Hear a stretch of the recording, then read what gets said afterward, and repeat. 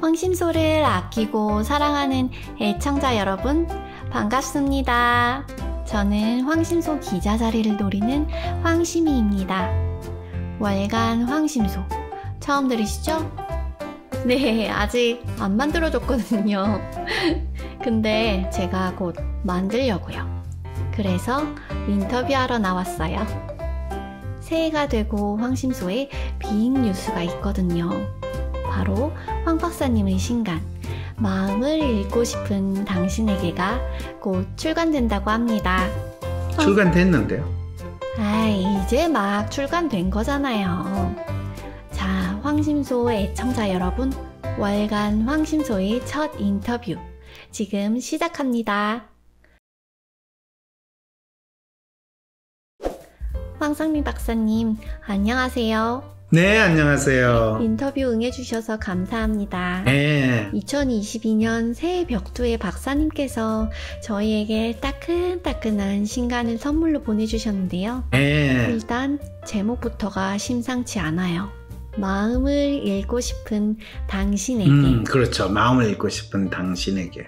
보통 마음을 하면 그 다음엔 마음을 다잡다, 마음을 품다, 비우다, 다스리다, 들이다, 뭐 이런 동사들이 따라 붙잖아요. 그렇죠, 그렇죠. 근데 그러니까 마음이 있다는 건 나도 알고 너도 알고 다 아는데, 그런데 도대체 이 마음이라는 것이 알다가도 모르겠고 마음이 널뛰기 시작하면 어떻게 해야 될지 몰라서 끙끙대면서도 또 이게 남들에게는 괜찮아 보이려고 애쓰는 그런 모습이 딱 절로 연상되거든요. 그런데 그런 마음을 읽는다?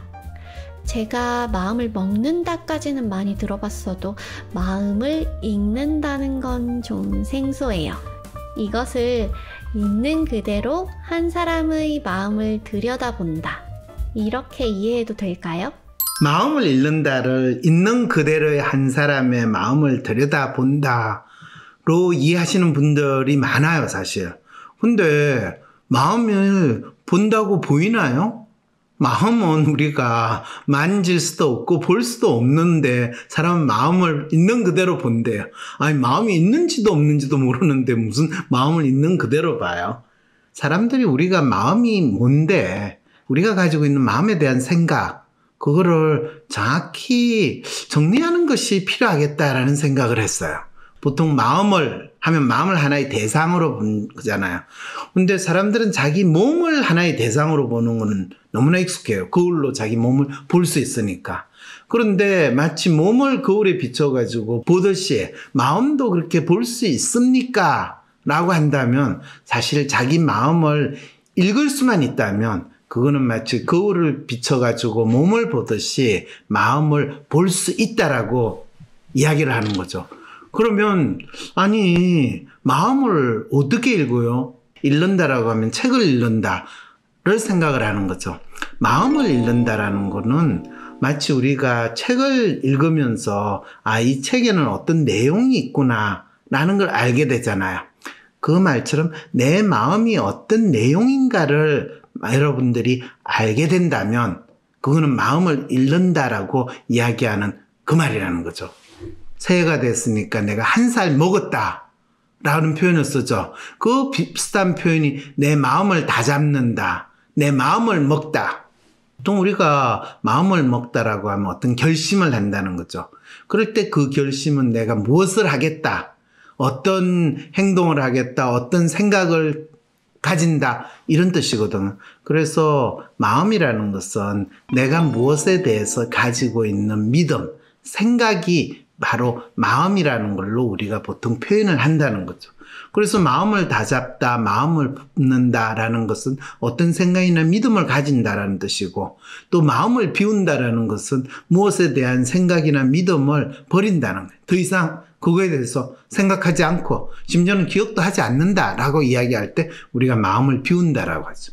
마음을 다스린다라는 거는 사실 그것이 단순히 생각의 수준이 아니라 여러 가지 감정적인 측면에서, 이 정서적인 측면에서 우리가 감정이 요동친다, 그리고 거기에 따라서 내 생각이 왔다 갔다 한다. 이럴 때 이제 내 마음을 그냥 평온한 호수의 물결과 같이 그렇게 하는 걸 우리는 마음을 다스린다. 또는 내 마음을 수련한다면 내 그 생각을 분명하게 하고 생각을 보통 아주 명확하게 하는 것을 마음을 다스린다, 수련한다 이렇게 표현한 거죠. 내 마음을 드린다라는 것은 내 생각이나 믿음을 상대방에게 마치 선물하듯이 당신에 대해서 헌신하는 사랑하는 저 마음을 드리겠습니다 하면 내 시간과 에너지와 내가 생각하고 믿고 있는 모든 것이 바로 당신을 위해서 그러는 겁니다 라는 것을 내 마음을 드린다 이렇게 되는 거죠. 그래서 마음이라는 것이 내 몸처럼 어떤 막연히 있다는 것을 아는 것, 그거는 18세기, 19세기, 20세기 들어오면서 더 이상 인간이 신의 지배를 받는 또 절대자 신의 어떤 아바타로서 사는 것이 아니라 내가 내 자신을 안다. 내가 내 마음이 있다는 것을 안다. 라고 주장하는 데카르트라는 서양 철학자가 나는 생각한다. 고로 나는 존재한다. 이 말은 자기가 자기 마음이 있다라는 것을 안다라는 것을 마치 인간이 스스로 독립만세 하는 것처럼 신으로부터 독립된 존재야라는 걸 선언한다라는 그걸 나타내는 이야기였거든. 내 몸과 마찬가지로 내 마음이 있다는 건 아는데 우리 이런 이야기 하잖아요. 내 몸이 아니야. 내 몸이 코로나 바이러스에 지금 휘둘리고 있어. 아니면 내 몸이 약기운 때문에 꼼짝을 못하고 있어. 이러면 내 몸이 있으나 그 몸의 주인은 내가 아니라 약이라든지 바이러스라든지 세균이 됐다는 거죠. 이와 똑같은 상황이 내가 스스로 생각하고 또 내가 믿고 있는 거에 따라서 살아간다면 내 마음의 주인은 내가 되는데 때때로는 내가 무슨 생각을 하는지 무슨 마음으로 사는지 알 수 없고 때때로는 슬펐다가 때때로는 기뻤다가 또 내가 왜 기뻐하는지 왜 슬퍼하는지 모를 때 아무 생각 없이 산다. 이럴 때 우리는 아무 마음이 없다. 또 그걸 멋있게 표현하기 위해서 마음을 비웠다. 이렇게 이야기하는 거죠. 그래서 있는 그대로의 한 사람의 마음을 들여다본다는 것은 어떤 사람이 자기 마음을 자기가 믿고 있는 것, 또 생각하는 것을 정확하게 표현할 때 다른 사람이 너가 표현하는 것이 바로 너 마음이다라는 걸 내가 그대로 알게 됐다라는 것이 있는 그대로의 그 사람의 마음을 들여다본다라는 것이지 그냥 너 몸이 있고 거울에 있는 것처럼 그 사람 마음이 자동적으로 몸이 거울에 비춰듯이 드러난다라는 뜻은 결코 아니라는 거죠. 그래서 어떤 사람의 마음을 있는 그대로를 보기 위해서는 바로 당사자 그 사람이 자기 마음을 명확하게 표현할 수 있고 자기가 가지고 있는 생각이나 믿음을 드러낼 수 있을 때 있는 그대로 그 사람의 마음을 들여다볼 수 있는 거지. 네가 내 마음을 읽어봐. 네가 내 마음을 파악해봐. 라고 할 때는 있는 그대로의 그 사람의 마음을 결코 들여다볼 수 없다라는 것도 알 필요가 있는 거죠. 그 마음이라는 건 그 사람이 가지고 있는 믿음, 이것이라는 거죠? 그렇죠. 그 믿음은 막연히 믿습니다 하는 그 믿음이 아니라 이번 대통령 선거에 내가 관심이 있으면 그 대통령 선거에 나오는 후보에 대해 각각에 대해서 가지고 있는 믿음, 그것이 내 마음이 되는 거고, 내가 돈 버는 데 관심이 있으면 돈에 대해서 내가 가지고 있는 믿음이 바로 내 마음이 되는 거고, 내가 부동산에 관심이 있으면 부동산에 대한 내 믿음이 내 관심이 있는 거고, 내가 연애에 대해서 마음이 있느냐 없느냐, 어떤 마음을 가지냐는 것은 내가 연애라는 것을 어떤 믿음으로 가지고 생각하고 있느냐, 또 내가 좋아하는 그 사람에 대해서 어떤 믿음을 가지고 있느냐, 그것이 바로 나의 마음이 되는 거죠.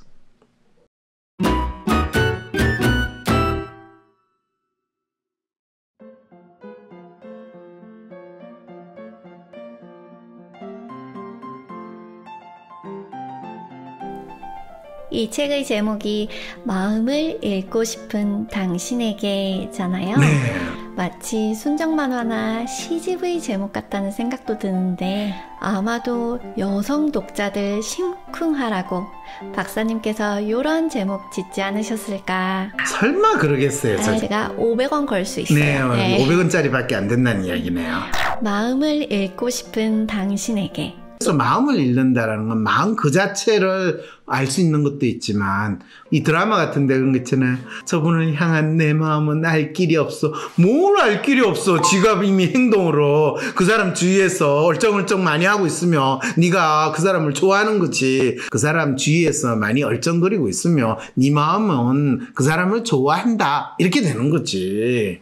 인간의 마음이 참 요사스럽고 간사하다고 이야기하는 건 우리가 다른 사람의 마음은 마음 그 자체 그 사람이 이야기하는 거로도 알 수 있고 또 그 사람이 보이는 행동으로도 알 수 있는데 인간이 실제로 가지고 있는 마음이 그러면 말로 표현하면 그 마음이 정확하게 말로 100% 반영이 되느냐? 그렇지 않아요. 대부분의 정치인은 본인이 가지고 있는 마음과 실제로 말하고 있는 마음이 반대이거나 전혀 다른 상황이 있거든요. 그럴 때 우리는 이중적이다, 삼중적이다 그러는데 마음과 말과 행동이 다르다라는 것을 이야기할 뿐이죠. 여러분 이거 다 거짓말하는 걸 아시죠? 옛날에는 저 어떤 사람을 볼 때 그 사람이 말하는 거하고 행동이 얼마나 일치하느냐 불일치하느냐 그걸 봤는데 진짜 봐야 되는 것은 이 누구한테 이야기하지 않지만 말을 할 때마다 말이 달라지는 사람, 말이 바뀌는 사람, 그런 사람은 마음이 없는 사람이라고 이야기를 하고 또 실제로 마음이 없기 때문에 그때그때 달라요 라고 이야기를 할 수 있는 거죠. 그래서 그런 사람들은 마음이 없는 사람, 보통 우리는 좀비라고 이야기하는 거죠. 보통 전통적으로 동양에서는 언행일치라고 해가지고 말과 행동이 일치하느냐 일치하지 않느냐를 따졌지만은 실제로 우리가 봐야 되는 거는 그 사람의 마음과 말이 일치하는가. 그런데 마음이 뭔지를 모르니까 그 말들이 얼마나 일관성이 있는가, 앞에 한 말과 뒤에 있는 말이 맞는가 안 맞는가. 그 말이 일관성이 없는 사람은 마음이 없는 사람이다. 소위 말해서 자기 마음이 뭔지를 모르는 사람이다 라고 생각해도 맞다는 것과 말과 행동의 일치라는 것과 마음이라는 것은 조금 별개의 문제다 라고 생각을 하는 것도 필요할 것 같아요. 그러면 진짜 여기서 읽고 싶다는 그 마음이라는 것은 그런 정치인이나 다른 사람의 마음을 읽고 싶다는 걸까요? 도대체 누구의 마음을 읽고 싶은 걸까요? 그렇죠. 그래서 사실은 마음을 읽고 싶은 당신 할 때 마음이라는 목적어가 있는데 그 마음은 일반적이고 보편적인 마음이 아니라 누구의 마음이냐에 따라서 그것이 엄청 달라지거든요. 그래서 많은 사람들은 마음을 읽고 싶어 해요. 그런데 자기 마음을 읽고 싶을까요? 아니면 자기 남자친구의 마음을 읽고 싶을까요? 아니면 자기 상사의 마음을 읽고 싶을까요? 아니면 대통령의 마음을 읽고 싶을까요? 이거에 따라서 각각의 사람들은 자신의 삶에서 부닥치는 문제나 또는 어려움 또는 자기 삶에 있어 자기가 이루고 싶은 욕망, 자기가 원하는 욕망에 따라서 읽고 싶어하는 이 마음의 그 마음의 소유자가 달라지는 상황에 부닥친다는 거예요. 내 마음을 읽는 거는 별로 중요하지 않고요. 전 다른 사람 마음, 특히 저하고 사귀는 그 사람의 마음을 알고 싶어요. 그 사람이 저에 대해서 자기 마음을 표현하는데 그거 진짜 계속 믿어도 되나요? 그거는 나를 위해서 일한다는 저 직원의 마음을 알고 싶어요. 제가 진짜 나를 위해서 일하는 건가요? 아니면 다른 걸 위해서 일하는 건가요? 그 마음 혹시 사기치는 마음인가요? 내가 아닌 다른 누군가의 마음을 제대로 읽기를 원한다면, 내가 아닌 다른 누군가의 마음을 제대로 읽기를 원한다면 가장 먼저 해야 되는 거는 자기 마음을 먼저 읽을 수 있어야 돼요. 자기 마음을 읽지 못하는 사람은 다른 사람의 마음을 읽는다고 스스로 생각하지만은 그거는 자기가 보고 싶은 대로, 자기가 믿고 싶은 대로 그 사람의 마음을 보는 거지, 결코 그 사람의 마음을 있는 그대로 보기 힘들다는 거죠. 그래서 한국 사회에서 많은 사람들이 내가 이 사회에서 어떻게 살아가야 될까, 또 어떻게 사는 게 잘 사는 걸까라는 상황에서 진짜 잘 사는 사람은 자기 마음을 읽고 다른 사람의 마음을 읽으려는 분들은 참 잘 살아가는데, 자기 마음은 상관없이 다른 사람의 마음을, 그 사람들의 마음을 잘 읽어가지고 내가 원하는 거를 이루려고 하고, 뭐 돈을 많이 벌거나 또는 내가 세상에 출세하고 성공해야 되겠다라고 믿는 사람은 결국에 자기가 그 사람의 마음을 읽는다고 생각하지만 자기가 보고 싶은 대로, 자기가 읽고 싶은 대로 읽는 거지, 결코 그 사람의 마음을 제대로 읽지 못하는 경우가 대부분이라는 거죠. 그러다 보니까 우리가 이 나라가 잘 됐으면 좋겠어요 라는 마음으로 뭐 대통령과 같은 정치 지도자를 선택을 했을 때 나중에 결국 나도 쏘갔어요, 국민도 쏘갔어요, 뭐 이런 이야기를 하면서 쏘갔다, 그럴 줄 몰랐다, 10길 물속은 알아도 한 길 사람 속은 모르겠다, 이러면서 엉뚱한 이야기를 하게 되는 일이 벌어지는 거죠. 그래서 사람 마음을 안다라는 것은 내가 내 마음을 아는 것이 이루어진 다음에는 그것이 다른 사람의 마음을 읽는 것도 가능하지만, 내가 내 마음을 제대로 읽지 못한 채로 다른 사람의 마음을 읽으려고 하면 그건 그 사람의 마음을 있는 그대로 읽기보다는 내가 보고 싶은 대로, 내가 믿고 싶은 대로 어떤 사람의 마음을 내 마음대로 생각하는 그런 일들이 비일비재하게 일어나게 되죠. 이런 일들이 많이 일어나는 사회에서는 엄청나게 많은 사기 사건, 특히 많은 사람들의 일상생활에서 끊임없이 거짓말과 사기와 같은 행동이 일상에서 아주 빈번하게 일어나는 참 안타까운 세상을 우리가 경험하게 되죠.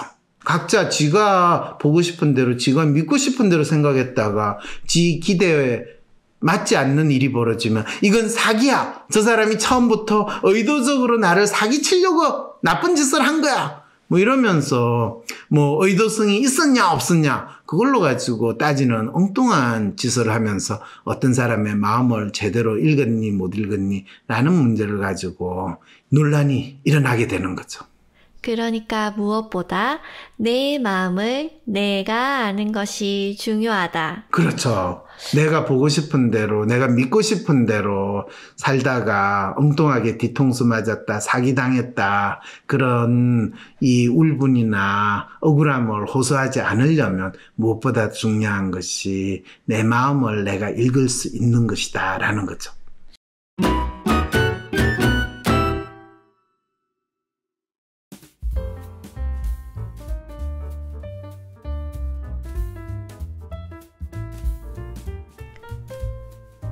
그런데 박사님, 책 제목을 이렇게 마음을 완전 잘 읽어주는 황상민 박사?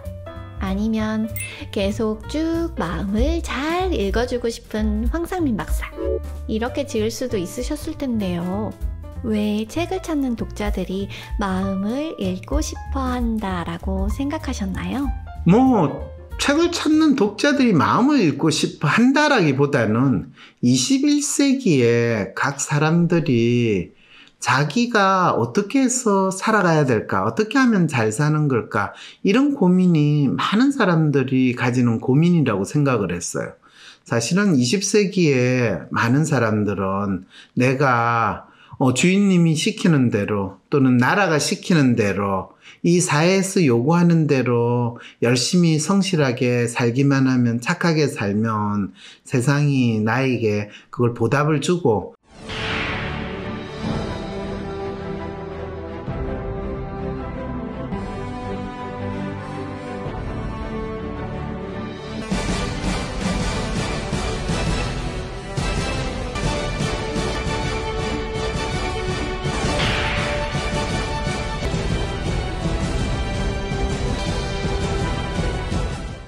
국가가 우리 자식들 교육도 잘 시켜주고 이 세상을 참 편안하게 살게 해주고, 내가 뭐 은퇴해서도 연금 받아가지고 풍족하게 잘 지내게 할 것이다 라는 이런 생각을 하면서 이 근대 복지국가, 국민건강보험 이런 이야기를 하면서 이 국민들한테 너희 살 길을 국가가 알아서 챙겨줄 테니까 걱정 말고 열심히 시키는 대로 잘 사세요 라고 이야기를 했잖아요.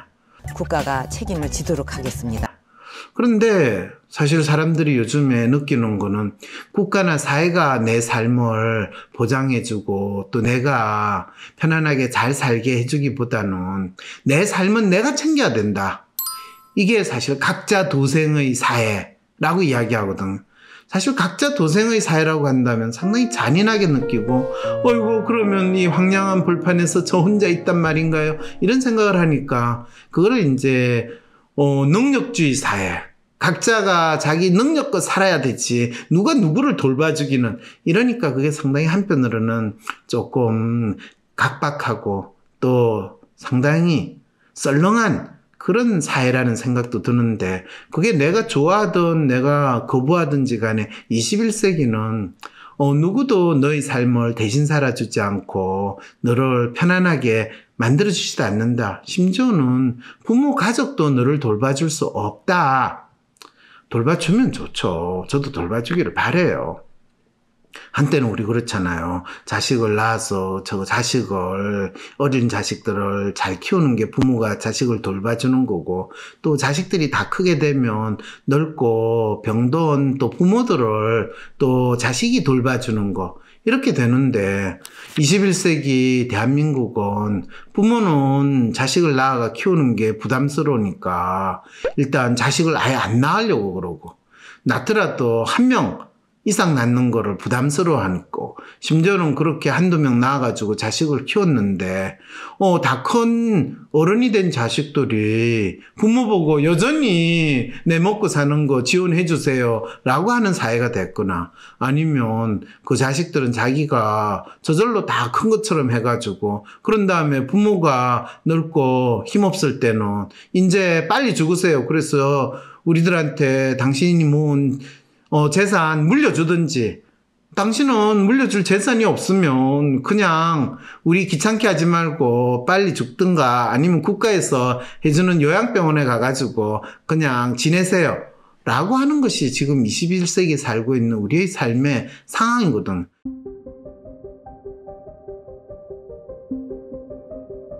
그것이 좋다 나쁘다라는 걸 판단하기 전에 이런 상황에서 나는 어떻게 살 것인가 라고 하는 건 과거처럼 막연히 가족이나 국가나 사회가 나를 돌봐줄 것이다 라고 기대하지 말고, 내 삶은 내가 만들어서 내가 찾아서 살아야 된다 라는 거거든. 이게 각자 도생의 사회예요.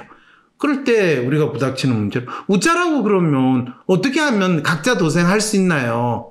뭐 부동산에 투자해야 되나요? 주식에 투자해야 되나요? 아니면요 비트코인? 코인이 살 길인가요? 아니면 전문직을 내가 가지기만 하면? 아니면 뭔가요 대체? 제가 각자 도생할 수 있는 길을 알려주세요 라고 하면서 많은 사람들은 부동산으로도 몰리고 주식으로도 몰리고 비트코인을 하고, 돈만 많이 벌면 일단 그래도 되지 않아요? 노후자금, 보장자산이 많이 있기만 하면, 연금이 빵빵하게 있기만 하면, 이러면서 그것이 마치 자기 삶의 유일한 해법인 것처럼 열심히 노력하면서 지냈던 것이 21세기가 들어오고도 이미 20년이 지난 30년 동안 대한민국 사회에서 모든 사람들이 그렇게 나름대로의 살 길이라는 걸 찾았는데, 결과적으로 지금 대부분 사람들은 그런 각자 도생이 그게 진짜 답이 아니구나 라는 걸 느끼게 되거든. 사람들의 마음에 대해서 40년 이상 이 공부하고 연구하고 또 많은 사람들을 상담을 하면서 이 사람이 자기가 가지고 있는 문제가 뭔지를 모른 채로 막연히 정답과 같은 걸 찾는 그것이 돈을 무조건 많이 버는 거고, 또는 내가 권력을 가지기만 하면 뭐 어떻게 될 거다, 부동산을 많이 사놓기만 하면 주식을 믿어야지, 뭐 이런 식으로 생각하는 것은 결국에 본인이 전혀 예상하지 않았던 더 큰 아픔과 어려움을 안게 된다는 거. 이랬을 때 진짜 각자 도생의 사회에서 사람들이 살 길이 뭔가, 그것은 바로 내 마음을 읽고 내가 내 삶의 주인으로서 살아가는 길이 뭔가.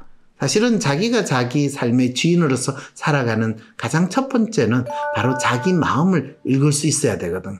자기가 무슨 마음으로 살고 있는지, 자기가 무엇을 위해서 산다라는 것을 자기가 알고 있는지, 이것이 바로 자기 마음을 읽는다라는 건데, 내가 당신의 마음을 잘 읽어드리겠습니다라고 하는 건, 내가 심리 상담을 하고 심리 치료를 하는 이 전문가 행세를 하는 사람으로서는 그렇게 이야기할 수 있지만, 저는 내가 전문가다라는 것을 사람들에게 알리기보다는 각각의 사람들이 자기 삶에 있어서의 해법을 스스로 찾을 수 있는 그런 상황이 되기를 바라는 마음에서 마음을 읽고 싶은 당신에게, 그래서 그 마음을 읽는 주체는 철저하게 당신이어야 되지, 어떤 전문가라는 사람 또는 국가나 사회인 다른 사람이 나를 도와줄 것이고 또 내 문제를 해결해 줄 거라는 것은 철저하게 노예의 심리로, 종의 마음으로 사는 거지, 자기가 자기 삶의 주인이 되는 마음으로 사는 게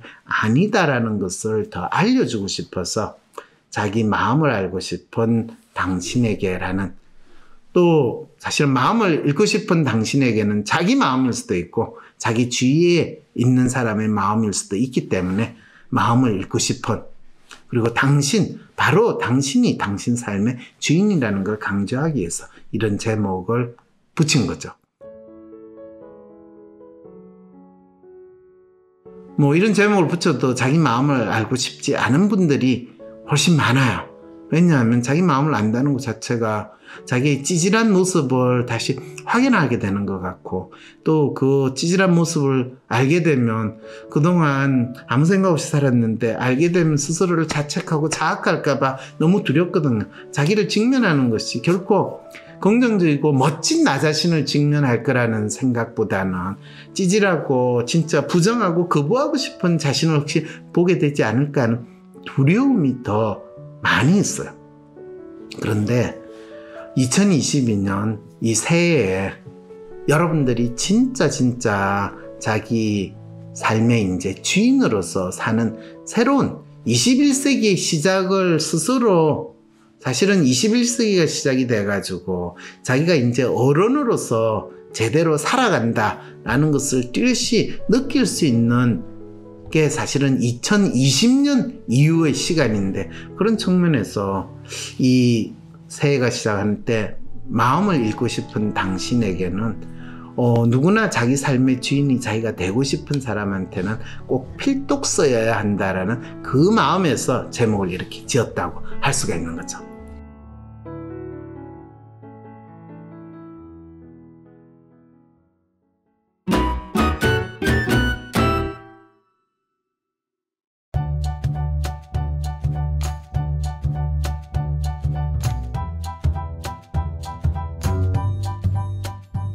사실 이 책의 제목, 표지에서부터 힌트가 있긴 있었네요. 마음을 읽고 싶은 당신에게.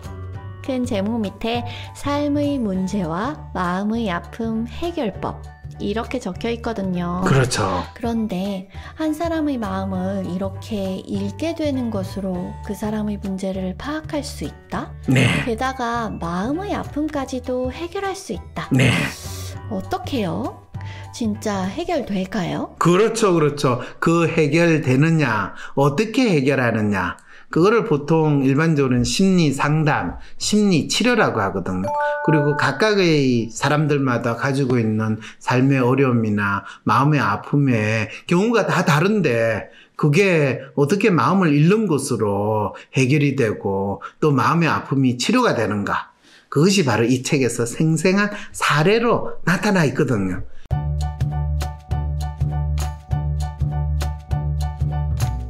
그래서 여러분들이 이 책을 읽으면 사실 심리 상담이나 심리 치료가 무엇이며 그것이 구체적으로 어떻게 이루어지는가에 대해서 아주 진짜 어떤 드라마보다 생생하게 여러분들이 잘 이해할 수 있습니다. 그게 조금이라도 의구심이 있으시는 분은 북 콘서트에 나와가지고 제가 이 설명하거나 또는 심지어는 간단하게 라이브 상담하는 것도 보셔도 되고, 더 중요하게 북 콘서트 이후에 이 책에 대한 강독 프로그램이 있거든요.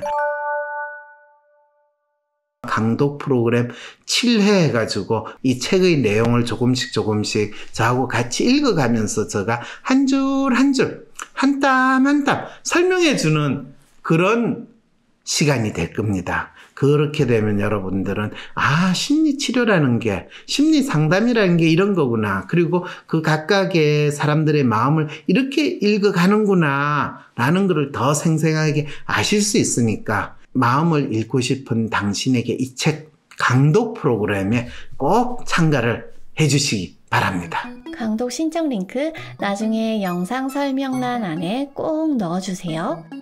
그나저나 이 책을 읽은 열독자들이랑 황심소 애청자들이 이렇게 자기 마음을 다 읽고 자기 문제도 척척 다 해결해버리고, 그래서 마음도 하나도 안 아프고, 이러면 타로카드집 사장님이나 무당이랑 목사님 같은 분은 뭐 먹고 살죠? 네, 그분들은 여전히 밥 먹고 사시고요. 네, 소고기 먹고 사세요. 그거는 왜 그러냐 하면 이 책 안에 이미 제가 이 무당이라시는 분, 참 이 의사 선생님, 몸 아픈 사람, 마음 아픈 사람, 그런 분들 어떻게 치료하는가, 또 그분들이 무당 굿하고 또 의사 선생님이 몸 병 치료하는 거하고 마음을 잃는 거하고 어떻게 다른가, 이런 내용도 다 있습니다. 그래서 그분들은 여전히 앞으로도 잘 먹고 살 거니까 그건 걱정 안 하셔도 돼요.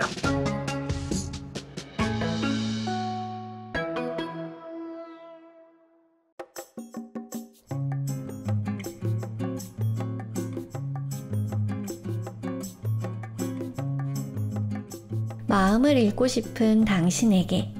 이번 책을 제가 읽어보니까 박사님 예전 책들이 자꾸 생각이 나더라고요. 이 책에 등장하는 사례 중엔 철밥통 공무원이지만 한의사가 되겠다며 박사님께 공부법을 알려달라고 찾아온 롬의 아가씨가 있었거든요. 2012년에 출간된 대통령과 루이비통의 압축판 같았어요.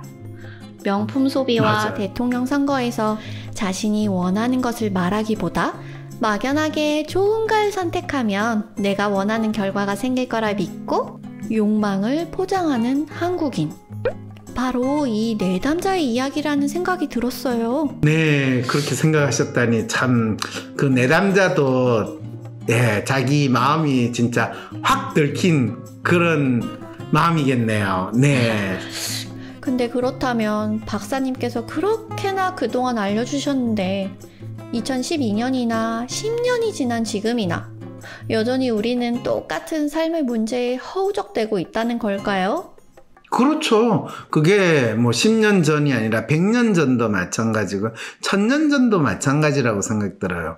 1000년 전은 사실 사람들이 자기 마음이 있다는 생각을 거의 못했고, 100년 전 1920년 여러분들 그 미스터 션샤인 거기에도 그게 1920년 정도로 생각하면 동학농민전쟁 나온 거는 1894년 5년 그쯤인데, 그로부터 한 20년 30년 지난, 어떻게 보면 지금으로부터 거의 100년의 시기, 미스터 션샤인이라고 나오는 그 시기보다 한 20년 30년 지난 시기 일제시대의 경성이라는 데 살았던 사람의 마음이나 지금 21세기 대한민국, 이제는 일본을 넘겨가는 그 힘을 가지고 살고 있는 대한민국에 살고 있는 사람의 마음이나 별로 다르지 않다라는 거.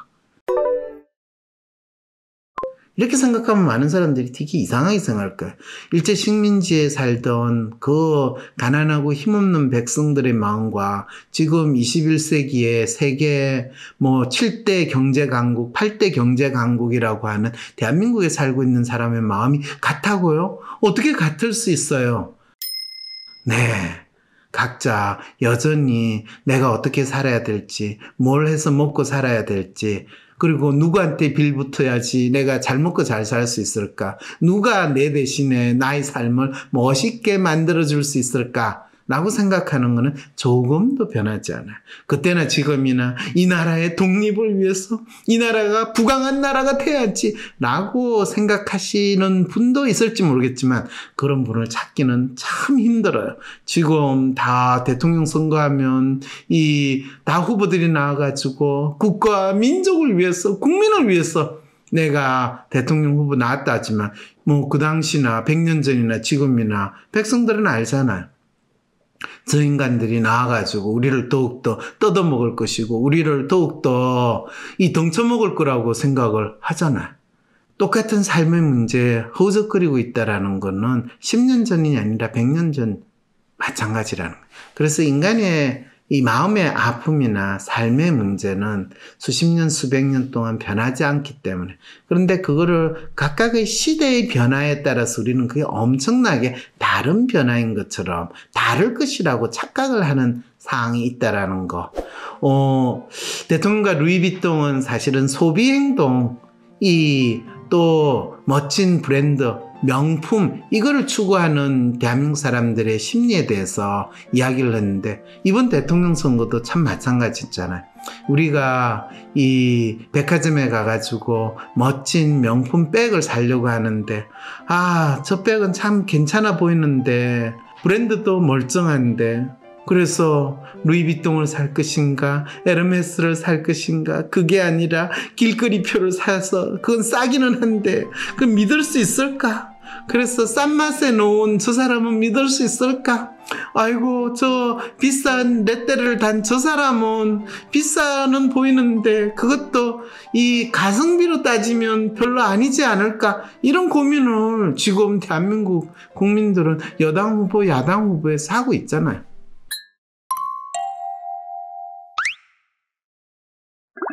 이랬을 때 내 마음은 그러면 번듯한 브랜드를 쫓을 것인가 아니면 가성비를 쫓을 것인가 이것도 저것도 아니게 그냥 브랜드도 약간 있고 가성비도 약간 있는 거 그렇지만 내가 친구들 만날 때는 그냥 이 상표 있는 부분은 좀 가리고 가방 들고 다녀야 되는 이런 상황이 되는 건 아닌가 이런 고민들을 가방 사는 데만 하는 게 아니라 대통령 뽑는 데도 우리가 똑같이 하고 있는 거는 그거는 그 후보들이 어떤 상품이냐의 문제보다는 내가 어떤 욕망을 가지고 어떤 마음으로 살고 있는가 그것에 달린 문제다라는 이야기를 하는 거죠.